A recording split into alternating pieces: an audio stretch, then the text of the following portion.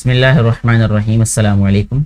बेटा जी, अभी हम जमात सोम की वाकफ़ियत आमा का बाब नंबर 8 पढ़ेंगे, जिसका नाम है खुराक, जिसको अंग्रेज़ी में फूड कहते हैं। खुराक के बारे में हमें बताया जा रहा है कि तमाम जानदारों को ज़िंदा रहने के लिए तवानाई की ज़रूरत होती है। तवानाई मतलब पावर या ताकत कह लें आप, एनर्जी की ज़रूरत होती है। जानदार ये तवानाई खुराक से हासिल करते हैं, इसलिए खुराक तमाम जानदारों की बुनियादी ज़रूरत है।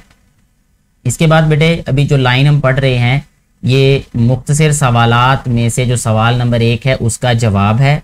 ठीक है, कि पौधे अपनी खुराक कहाँ से हासिल करते हैं, कैसे तैयार करते हैं। तो हमने जवाब यहाँ पे ये लिखना है कि पौधे अपनी खुराक सूरज की रोशनी से खुद तैयार करते हैं। ठीक है, जबकि बाकी जानदार अपनी खुराक के लिए बिलवास्ता या बिला वास्ता, ठीक है, बिल वास्ता का मतलब कि किसी वास्ते के जरिए, किसी के थ्रू। ठीक है, जैसे हम कहें कि भी कोई किसी का मोहताज हो तो वो जिसका मोहताज होता है वो उसके लिए वास्ता होता है। या इसको हम ऐसे भी समझा लें कि एक काम आप डायरेक्ट करते हैं, एक इनडायरेक्ट करते हैं। डायरेक्ट का मतलब ये है कि आप एक काम अपने हाथों से करते हैं, और एक ये है कि आप किसी दूसरे से वो काम करवाते हैं। तो जो आप काम किसी और के हाथों से, किसी और की मदद से करवाते हैं, वो होगा बिल वास्ता। ठीक है, और बिला वास्ता का मतलब कि आप खुद अपने ही हाथों से वो काम कर रहे हैं। ठीक है बेटे, तो बिल वास्ता या बिला वास्ता पौधों पर इन्हसार करते हैं। ये भी जानिए कि पौधों का सूरज की रोशनी में खुराक तैयार करने का अमल ज़ियाई तालीफ, जिसे फोटोसिंथेसिस कहते हैं अंग्रेजी में, कहलाता है। ठीक है, फोटोसिंथेसिस को उर्दू में ज़ियाई तालीफ कहते हैं। इसके बाद बेटे हमें बताया जा रहा है कि अपने माहौल में पाए जाने वाले जानवरों को मद्देनजर रखते हुए बताएं। मद्देनजर का मतलब कि सामने रखे, नजर के सामने रख के, कि क्या तमाम जानवर एक ही किस्म की खुराक खाते हैं? जी नहीं, तमाम जानवर एक जैसी खुराक नहीं खाते। मुख्तलिफ जानवर मुख्तलिफ किस्म की खुराक खाते हैं। कुछ जानवर सिर्फ सब्जा खाते हैं, ठीक है, जैसे घास वगैरह, सब्जियां वगैरह इस तरह, और कुछ सिर्फ गोश्त खाते, जैसे शेर हो गया, चीता हो गया, ऐसे सिर्फ गोश्त का। जबकि कुछ जानवर सब्जा और गोश्त दोनों खाते हैं। ठीक है, जैसे इंसान है तो इंसान जो है वो गोश्त भी खाता है और सब्जा भी खा जाता है। ठीक है, खाता है। तो खुराक के इस्तेमाल के लिहाज से जानवरों को 3 ग्रोहों में तकसीम किया जाता है। कुछ जानदार ऐसे भी हैं बेटे, ये यहाँ पे जानवर लिखा गया है, तो एक किसी ऐसे जानवर की भी मिसाल दी जा सकती है कि जो सब्जा भी खाता है और गोश्त भी खाता है। ठीक है बेटे, जैसा कि कौवा है, ठीक है, चूहा है, मुर्गी है, कछुआ है या कुत्ता है। ठीक है, तो ये भी ऐसे जानवर हैं जो कि गोश्त भी खाते हैं या दोनों चीजें खाते हैं, सब्जा और गोश्त। आगे बढ़ते बेटे अगले सफे पे हमें बताया गया है कि खुराक के लिहाज से जानवरों के ग्रोह, जानवरों के खुराक के लिहाज से 3 ग्रोह होते हैं। एक होते हैं सब्जीखोर, एक होते हैं गोश्तखोर, और एक होते हैं हमाखोर। अब सबसे पहले हमें बताया गया है कि सब्जीखोर क्या होते हैं। ठीक है, सब्जीखोर इनको कहते हैं हर्बीवोर्स। हर्ब कहते हैं जड़ी बूटियों को, ठीक है, इसलिए हर्बीवोर्स इनको कहा जाएगा। घास, पौधे और उन पर लगने वाले फल, ठीक है, जो ये खाते हैं उनको सब्जीखोर कहते हैं। जैसे बकरा हो गया, गाय हो गई और खरगोश हो गया। ठीक है, ये सब्जीखोर जानवर है। इसी तरह गोश्तखोर, इनको कहते हैं कार्निवोर्स। दूसरे जानवरों का गोश्त खाने वाले उनको गोश्तखोर कहते हैं, यानी जो सिर्फ दूसरे जानवरों का गोश्त खाते हैं, जैसे शेर, चीता और भेड़िया वगैरह। हमाखोर उनको कहते हैं ओमनिवोर्स। ओमनिवोर्स का मतलब गोश्त, पौधे और उन पर लगने वाले फल। ठीक है, इंसान है, शुतुरमुर्ग है, चूहा है, कौवा है, ठीक है ना, मुर्गी है। तो ऐसी मिसालें दी जा सकती हैं, इनको कहते हैं हमाखोर। अच्छा, जरा सोचिए बेटे कि आप खुराक के लिहाज से किस ग्रोह का हिस्सा है। तो यानी यहाँ पे हमें बता दिया कि हम इंसान हैं ना, तो हमें इंसानों को हमाखोर ग्रोह में शामिल किया जाता है, क्योंकि हम गोश्त भी खाते हैं, हम पौधे और उन पर लगने वाले फूल भी खाते हैं। कुछ जानवरों के दांत नहीं होते, जैसा कि मेंढक वगैरह। ठीक है, अच्छा आगे बढ़ते बेटे अगले सफ़े पे हमें कहा गया है कि नीचे मुख्तलिफ जानवरों की तस्वीर दी गई हैं। हर जानवर की तस्वीर के नीचे दी गई जगह में उस जानवर का खुराक के लिहाज से ग्रोह बताएं। जैसे ये चीता है, ये तो ये क्या खाता है बेटे? ये सिर्फ गोश्त खाता है, तो हम इनको कहेंगे कि ये गोश्तखोर है। तो यहां नीचे लिख भी देते हैं हम गोश्तखोर। यहां मैं सिर्फ गोश्त लिख देता हूं आगे, खोर का आपको पता ही होगा कि ये गोश्त खोर होगा। अच्छा जी, इसके बाद ये खरगोश है, तो खरगोश क्या खाएगा? सब्जी यानी चारा, यहां लिख देंगे हम सब्जी। इसी तरह ये चूहा है, तो चूहा जो है वो हमने अभी पढ़ा, ये हमा खोर है, यहां हम लिखेंगे हमा खोर, खुद लिख लीजिएगा आप यहाँ पे। ये घास का टिड्डा है, तो ये क्या खाता है? ये जो है वो क्योंकि चारा खाता है सिर्फ, इसको कहते हैं सब्जी खोर, यहां हमने लिख दिया सब्जी।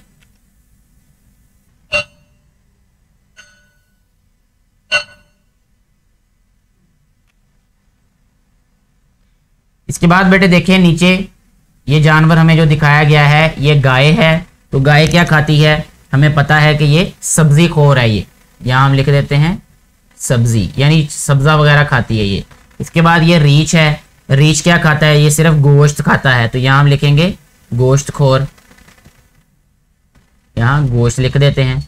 अच्छा बेटे आगे देखें, ये इसी के नीचे शेर है, तो शेर भी क्या खाता है? गोश्त खाता है सिर्फ ये, यानी दूसरे जानवरों का गोश्त खाता है, तो इसको हम लिख देते हैं यहाँ पे गोश्त, यानी गोश्त खोर है ये। और ये कछुआ है, ये कछुआ सिर्फ जो है वो घास नहीं खाता बल्कि ये गोश्त भी खाता है, तो इसको हम कहेंगे कि ये हमा खोर है ये। ठीक है जी। इसके बाद बेटे है खुराक के बुनियादी ग्रोह, बेसिक फूड ग्रुप्स। खुराक तमाम जानदारों की बुनियादी जरूरत है। खुराक को दर्ज झैल ग्रोहों में तकसीम किया जाता है। सबसे पहले फल और सब्जियां, फ्रूट एंड वेजिटेबल्स। फल और सब्जियां हमारी ग़िज़ा का एक अहम हिस्सा हैं। इनसे हयातीन, जिसे विटामिन्स कहते हैं, विटामिन्स भी बोलते हैं कुछ लोग इसको, विटामिन्स भी बोलते हैं, और नमकियात यानी मिनरल्स हासिल होते हैं जो हमारे जिस्म के लिए बहुत ज़रूरी हैं। ये जो मुख्तसर सवाल नंबर 3 हम लोग पढ़ेंगे मश्क में कि ताज़ा और खुश्क फलों की 4 मिसालें दें, तो उसमें से फिर हम फलों में ये लिख सकते हैं ये जो ताज़ा फल होते हैं कि इसमें सेब, केला और आम, अमरूद वगैरह शामिल हैं। ये ताज़ा फलों की मिसालें हम वहाँ दे सकते हैं। ठीक है। जबकि सब्जियों में गाजर, आलू, कद्दू, मटर, गोभी और शलजम वगैरह शामिल हैं। ठीक है बेटे। अच्छा जी, आगे बढ़ते हैं। मजीद अनाज के बारे में बताया गया है हमें, जिसे ग्रेन्स कहते हैं, कि अनाज हमारी रोज़मर्रा ग़िज़ा का सबसे अहम हिस्सा है। तवानाई हासिल करने का सबसे बड़ा और अहम ज़रिया अनाज है। अनाज में गंदम, चावल, मकई और दालें वगैरह शामिल हैं। ठीक है। अगले सफ़े पे हमें बताया गया है दूध की बनी हुई अशिया के बारे में, इनको कहते हैं डेयरी प्रोडक्ट्स। ठीक है। अब जो मुख्तसर सवाल नंबर 4 है मुख्तसर मश्क में, यानी बच्चों के लिए दूध पीना क्यों ज़रूरी है, तो उसका जवाब यह है कि दूध एक मुकम्मल ग़िज़ा है। यह दांतों और हड्डियों की मजबूती के लिए ज़रूरी है, इसलिए छोटे बच्चों के लिए ये ज़रूरी होता है। ये नश्वनुमा पाते हुए बच्चों के लिए दूध सबसे अहम ग़िज़ा है। हम गाय, भैंस और बकरी वगैरह से दूध हासिल करते हैं। दूध से दही, मक्खन, घी और पनीर वगैरह तैयार किया जाता है। इसके बाद बेटे गोश्त के बारे में बताया गया हमें, यानी जिसे मीट कहते हैं। गोश्त तवानाई का अहम जरिया है। ठीक है। ये जानवरों, परिंदों और मछलियों से हासिल होता है। गोश्त हमारी नश्वनुमा के लिए बहुत ज़रूरी है। ठीक है। फल, खुश्क फल यानी ड्राई फ्रूट जिसे हम कहते हैं, फलों को खुश्क करके इस्तेमाल का तरीका सदियों से चला आ रहा है। खुश्क फल सारा साल दस्तयाब रहते हैं, जबकि ताज़ा फल आमतौर पर सिर्फ मखसूस मौसम में ही मिलते हैं। अब ये मुख्तसर सवाल नंबर जो 3 हमने पहले भी उसका एक हिस्सा पढ़ा, अब उसका दूसरा हिस्सा हम ये लिखेंगे, दूसरा के खुश्क फलों में अखरोट, बादाम, काजू, मूंगफली और पिस्ता वगैरह शामिल हैं। ठीक है बेटे। अगले सफ़े पे हमें बताया गया है मुतवाज़न ग़िज़ा के बारे में, जिसे बैलेंस्ड डाइट कहते हैं। हमारे जिस्म को सेहतमंद रहने और मुख्तलिफ काम सरंजाम देने के लिए, सरंजाम देने का मतलब मुकम्मल करना, यानी कोई भी काम अगर हम करना चाहते हैं तो उसके लिए हमारा जिस्म जो है वो सेहतमंद होना ज़रूरी है। इसके लिए ऐसी ग़िज़ा की ज़रूरत होती है जिसमें ग़िज़ा के बुनियादी ग्रोहों के तमाम अज्जा शामिल हों। ठीक है। अब यहाँ पे मुतवाज़न ग़िज़ा की तारीफ जो है वो सवाल नंबर 2 का जवाब होगा, जो मश्क में पूछा गया है हमसे। ऐसी ग़िज़ा जिसमें तमाम बुनियादी अज्जा मसलन फल, सब्जियां, अनाज, गोश्त, दूध और अंडे वगैरह शामिल हों, मुतवाज़न ग़िज़ा कहलाती है। अगर हम मुतवाज़न ग़िज़ा इस्तेमाल नहीं करते तो हमारे जिस्म की ज़रूरियात पूरी नहीं होती और हम सेहतमंद नहीं रहते। तो ये भी सवाल पूछा जा सकता है कि अगर हम मुतवाज़न ग़िज़ा इस्तेमाल नहीं करते तो क्या फ़र्क पड़ेगा। उससे फ़र्क ये पड़ेगा कि हमारी जो जिस्म की ज़रूरियात हैं वो पूरी नहीं होती और उससे हम सेहतमंद नहीं रहते। ठीक है जी। अच्छा जी, इसके बाद देखिए जरा सोचिए कि अगर हम मुतवाज़न ग़िज़ा इस्तेमाल नहीं करते तो इसका क्या नतीजा होगा। ये ऊपर मैं अभी बता चुका हूं आप लोगों को। एक सरगर्मी है जिसको मैं पहले ही हल कर चुका हूं कि अपनी पसंद की 2 सब्जियों और 2 फलों के नाम लिखें और उनके बारे में दर्ज झैल जदवल मुकम्मल करें। आप नीचे कमेंट करके सिर्फ मुझे ये बताइएगा कि आपकी पसंदीदा 2 सब्जियां और 2 फल कौन से हैं, बाकी आपने नहीं बताना, ठीक है। तो मैंने ये सारा पूरा कर दिया है कि तरबूज है, ये मौसम गर्मा में होता है, सब्ज रंग का और सुर्ख रंग का भी होता है ये, यानी अंदर से सुर्ख होता है और बाहर से देखने में ये सब्ज नजर आता है। अनार है, ये मौसम सरमा में होता है, ये यहाँ पे सब्ज मैंने लिख दिया, यहाँ पे गलती से ये सुर्ख आना था बेटे, ये गलती से मैंने सब्ज लिखा है लाशौरी तौर पे, ये सुर्ख होता है ये, ठीक है। अच्छा, गाजर जो है वो मौसम सरमा में होता है, ये जो सब्जी है मौसम सरमा में होने वाली, और ये यहाँ देखिए इसको भी मैंने सब्जी लिखा है, हालांकि ये सुर्ख होती है, ठीक है। ये बहुत आसान बातें हैं, लेकिन हो सकता है मेरा ध्यान उस वक्त इधर ना हो, कुछ मैं और सोच रहा हूँ तो गलती हो जाती है बहरहाल। अच्छा, ये सुर्ख रंग की गाजर होती है। गोभी है, तो गोभी मौसम सरमा में खाई जाती है, अभी थोड़े दिन पहले ही जो है वो मेरे घर में भी बनी थी ये। तो ये सफ़ेद रंग की होती है ये, ठीक है, सब्ज रंग की भी होती है बाहर से, यानी इसके पत्ते वगैरह, लेकिन सफ़ेद रंग की गोभी होती है ये। अच्छा बेटे, आगे बढ़ते हैं सेहतमंद जिंदगी के अवामिल के बारे में, फैक्टर्स ऑफ हेल्थी लाइफ। ये बहुत इंपॉर्टेंट है, इसको आप याद भी रखिएगा और इसको आप लोग अपनी जिंदगी में फॉलो भी कीजिएगा। सफाई, क्लीनलीनेस, अच्छी सेहत के लिए अपने जिस्म और आसपास के माहौल को साफ रखना बहुत जरूरी है। सेहतमंद रहने और बीमारियों से बचने के लिए दर्ज झैल काम जरूरी हैं। सबसे पहला, खाना खाने से पहले और बाद में अच्छी तरह साबुन से हाथ धोना। बैतुल खला यानी वॉशरूम इस्तेमाल करने से पहले और बाद में साबुन से हाथ धोना। खेल कूद से फारिग होकर मुंह हाथ धोना। रोजाना दांत साफ करना। साफ सुथरा लिबास पहनना। बाकायदगी से नहाना। नाखून तराशना। खाने के बर्तन, अपने कमरे और इर्द गिर्द की जगह को साफ रखना। मुनासिब नींद यानी प्रॉपर स्लीप। सेहतमंद रहने के लिए पुरसुकून नींद बहुत जरूरी है। इससे जिस्म ताज़ा दम होकर फिर से काम करने के लिए तैयार हो जाता है। वर्जिश, एक्सरसाइज, बाकायदगी से वर्जिश करने से जिस्म मजबूत और सेहतमंद रहता है और इंसान बीमारियों से महफूज रहता है। दर्ज झैल वर्जिशें बच्चों के लिए अहम हैं। साइकिल चलाना, तैराकी करना, मुख्तलिफ खेल खेलना, मसलन फुटबॉल, बास्केटबॉल और हॉकी वगैरह। आप दौड़ भी सकते हैं, आप रनिंग कर सकते हैं, आप स्किपिंग कर सकते हैं, आप बैडमिंटन खेल सकते हैं, आप क्रिकेट खेल सकते हैं। ऐसी बहुत सारी गेम्स हैं जो हम लोग रोजाना बच्चों को देखते वो खेल रहे होते हैं, लेकिन यहाँ पे मेंशन नहीं की गई। आप लोग वो खेल सकते हैं अपनी एक्सरसाइज के लिए। मकसद ये है कि आपकी बॉडी जो है वो थकन का शिकार हो, यानी बॉडी को आपने मूव करना है, यानी बॉडी के सारे पार्ट्स मूव हो, तो उसके लिए आप फुटबॉल वगैरह, ये बहुत अच्छी खेलें हैं सारी जो बताई गई। टेलीविजन, वीडियो गेम और कंप्यूटर पर बहुत ज़्यादा वक्त गुजारना सेहत के लिए नुकसानदेह है, तो इस चीज़ का आपने ख्याल रखना है कि टेलीविजन वगैरह, मोबाइल फ़ोन और वीडियो गेम, कोई भी कंप्यूटर हो, गेम कोई भी हो, किसी भी काम को एक हद से ज़्यादा करना नुकसान का बाइस ही होता है। अच्छा, आगे बढ़ते बेटे, सरगर्मी है एक कि अपने पसंदीदा खेल के बारे में दर्ज झैल मालूमात फराहम करें। आपका पसंदीदा खेल कौन सा है, आप नीचे कमेंट करके बताइएगा। आपको ये खेल क्यों पसंद है, वजह बताइएगा। आप ये खेल कहाँ खेलते हैं, किस वक्त खेलते हैं, इसमें कितने खिलाड़ी हिस्सा लेते हैं, इस खेल को खेलने के बाद आप कैसा महसूस करते हैं। ठीक है बेटे, तो ये आपने नीचे कमेंट करके जरूर जवाब देने हैं। अहम नुकात को एक दफा पढ़ लेते हैं कि तमाम जानदारों को जिंदा रहने के लिए तवानाई की जरूरत होती है। जानदार खुराक से तवानाई हासिल करते हैं। खुराक के लिहाज से जानवरों की 3 ग्रोह हैं, सब्जी खोर, गोश्त खोर और हमाखोर। खुराक को मुख्तलिफ ग्रोहों में तकसीम किया जाता है, जिनमें सब्जियां, गोश्त, अनाज, दूध की बनी हुई अशिया, अंडे और खुश्क फल वगैरह शामिल हैं। ऐसी खुराक जिसमें तमाम बुनियादी अज्जा शामिल हों मुतवाज़न ग़िज़ा कहलाती है। ठीक है बेटे, अब देखिए सेहतमंद रहने के लिए क्या ज़रूरी है, तो सेहतमंद रहने के लिए मुतवाज़न ग़िज़ा, साफ़ सुथरा माहौल, बाकायदा वर्जिश और मुनासिब नींद की ज़रूरत होती है। ये मुख्तसर सवाल नंबर जो 5 हम देखेंगे मश्क में, उसका जवाब भी यही है। ठीक है बेटे, आगे बढ़ते हैं। इसमें जो मश्क में सवाल दिया गया है वो ये है, पहला ही सवाल कि दुरुस्त जवाब का इंतखाब करें। ठीक है, इसमें दुरुस्त जवाब देखना हमने कौन सा है। मुख्तलिफ अक़साम के जानदार डैश खुराक खाते हैं। कैसी खुराक खाते हैं, यानी मुख्तलिफ खुराक खाते हैं। कुतबी रीछ डैश जानवर है। कुतबी रीछ कौन सा जानवर है बेटे, क्या खाता है, गोश्त खाता है वो। अच्छा, खुराक के इस्तेमाल के लिहाज से जानवरों को डैश ग्रोहों में तकसीम किया जाता है। हमने पढ़ा अभी कि 3 ग्रोह होते हैं इनके, ठीक है। अच्छी सेहत के लिए डैश नहाना जरूरी है बाकायदगी से, ठीक है। यहाँ बाकायदगी को हम टिक कर देते हैं। इसके बाद आगे बढ़ते हैं। आगे कहा गया है कि जो जानवर गोश्त, पौधे और फल खाते हैं डैश कहलाते हैं, हमाखोर कहलाते हैं। तो यहाँ पर हमाखोर पे हम टिक कर देते हैं।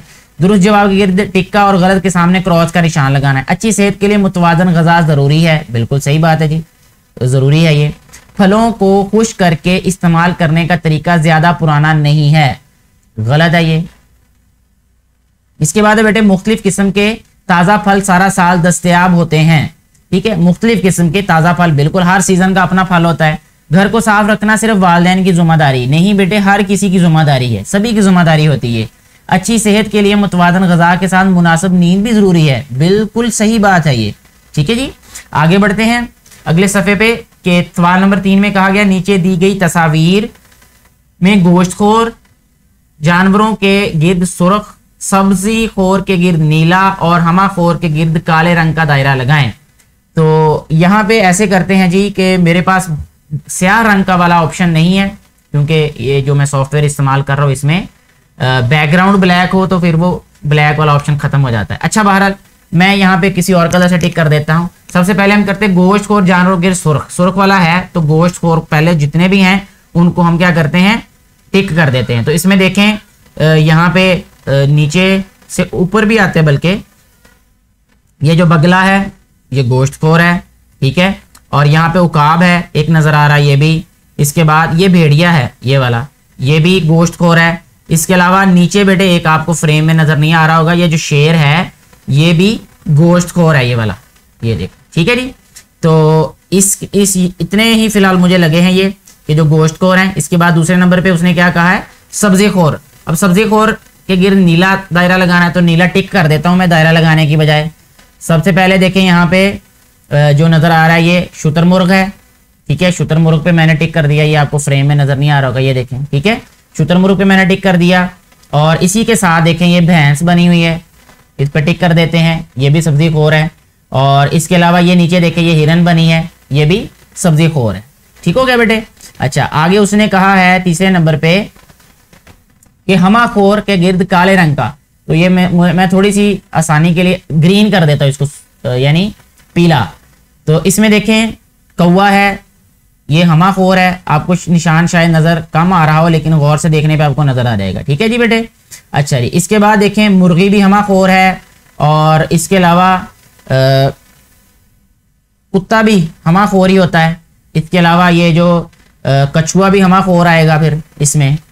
अच्छा बाकी चूहा आ जाता है, ये भी हमाखोर में ही आएगा ये, ठीक है। तो ये निशान हमने सब पे लगा दिए हैं, एक दफ़ा दोबारा देख लेते कोई ऐसा तो नहीं जिस पे निशान ना लगाया हो। तो ये सबको हमने अलग अलग कर दिया, यानी सब्ज रंग वाले जो हैं वो हमाखोर हैं, जिन पे सब्ज रंग का मैंने टिक किया है। सुर्ख रंग वाले जो हैं ये गोश्तखोर हैं, और जो नीले रंग वाले हैं ये सब्जीखोर हैं ये, ठीक है बेटे। अच्छा आगे बढ़ते हैं। अब अगले सफ़े पे क्या कहा गया है कि दर्ज झैल सवालात के मुख्तलिफ जवाबात दें। ये पहले ही हम हल कर चुके हैं, जैसा कि मैंने आपको बताया सबक पढ़ाने के साथ साथ मैं सवालात की निशानदेही कर देता हूं कि इस सवाल का ये जवाब है, तो आप लोग वीडियो में जाके दोबारा देख सकते हैं अगर किसी का नहीं पता चला हो।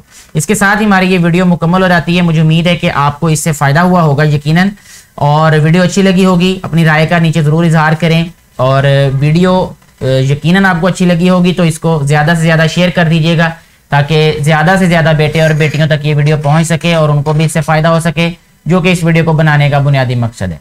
शुक्रिया।